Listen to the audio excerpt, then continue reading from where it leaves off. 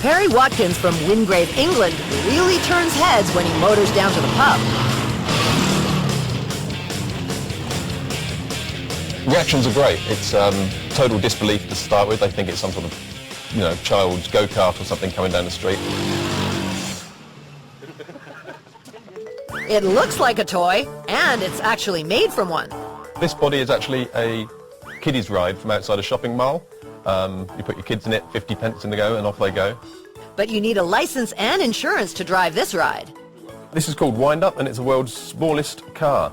Just in case there's any doubters out there. Here from inside we see is the certificate from Guinness World Records that says this is the smallest roadworthy car ever built. Which is why Perry's teenage son Jack won't be driving it anytime soon. Nah, you wouldn't dare. Besides, getting insurance, someone my age, a bit of a nightmare. And it's hard enough getting him insured. It's not the first record-holding car Perry's built. We were at Perry's place a couple of years ago when he pulled out of his driveway in this, the Flatmobile. I've been building customised cars for about 30 years now. I like to try and go for beating world records when I build a car. After the success of the Flatmobile, Perry was ready for a new challenge. Well, I built the world's lowest car before, had the Guinness World Record for the lowest car, and I thought for a change I'd try and build the world's smallest car. First thing on the to-do list, find a very small car body. This body is a fiberglass body. It started life as a kiddies ride that you would get in a shopping mall or a fair. So I bought that on eBay for £50, stripped out the postman Pat, as he's called in England, the man from the inside, made room for myself, and then put it all on top of a quad bike. The quad bike with a 150cc engine he imported from China. The chassis is the basic quad bike chassis. It's still completely original, very solid, and the engine is mounted in its original mounting positions. Perry chopped down the frame to get it to fit under this tiny hood.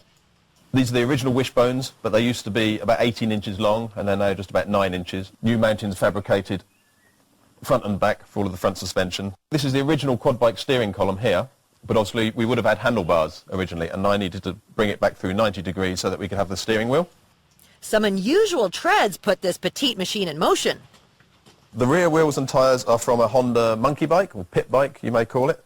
The front wheels are handmade from billet aluminium because it couldn't get any wheels that small, and the tyres are actually from a 1939 paratroopers motorcycle called a well bike that used to be parachuted in behind enemy lines, and then the paratroopers would unpack it, lift up the handlebars, lift up the seat and pedal off to the front line.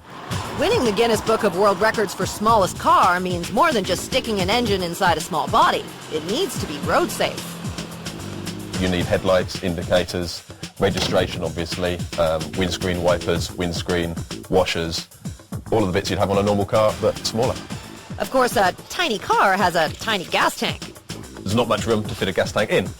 So that goes there, holds about half a gallon, and that will get me about 30 miles, 35 miles. Things weren't exactly smooth when Perry took Wind Up for its first drive. The first test drive, the problem was I had the brake and the throttle where they were on the original bike, which is back to front from a car. So I thought, well, I'll get used to it. And first test drive, I didn't get used to it. I panicked, went to hit the brake, hit the throttle, and went straight through the neighbour's fence. His son Jack had the camera rolling for the next test drive. And he was just taking it out for a drive. I guess he hadn't secured the back, went over a bump, and the whole lot fell off. That was a little bit after he managed to crash it into the fence. Now the Wind Up is speeding along the roadways of England trouble-free. And parking? Parking's easy, yeah. You can park in space 2 foot wide. The only downside to a vehicle this small is, well, the obvious. You can look out of the windscreen. Just about. Not very comfortable. But it is the world's smallest car. So what next for the smallest and flattest car record holder? My next project that I'm aiming to do is the world's fastest furniture. That's currently held by a sofa that does 87 miles an hour. Sorry, 92 miles an hour, so I need to break the ton. A few ideas, we're not sure yet. Possibly a dining table and chairs. Queen Anne would be nice, I think. Sounds laughable, but then, so is this. He's great though, right? Because he actually sticks to his word. Well, exactly. He has 2 world records, and the two things, the low car, the lowest car, and the smallest car, are cool things. We can pretty much guarantee that he's going to have hot rod Queen Anne furniture. Next season, I swear to you, it'll happen. I want him to build, we were, talking as this was going, like maybe the tallest car. That would be pretty Then you run into impressive. telephone wires and stuff like that. Yeah, then all those garages that have that not higher than, you're kind of stuck, right? That's right.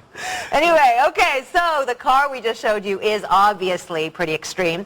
And the person in this next story is also going to an extreme. He's an extreme hang glider, but don't worry, it's not flying on a miniature set of little wings. In fact, he uses an ultralight carbon fiber frame to make moves like no one else. And we caught up with this world-class athlete / performer this summer in the hills outside Innsbruck, Austria.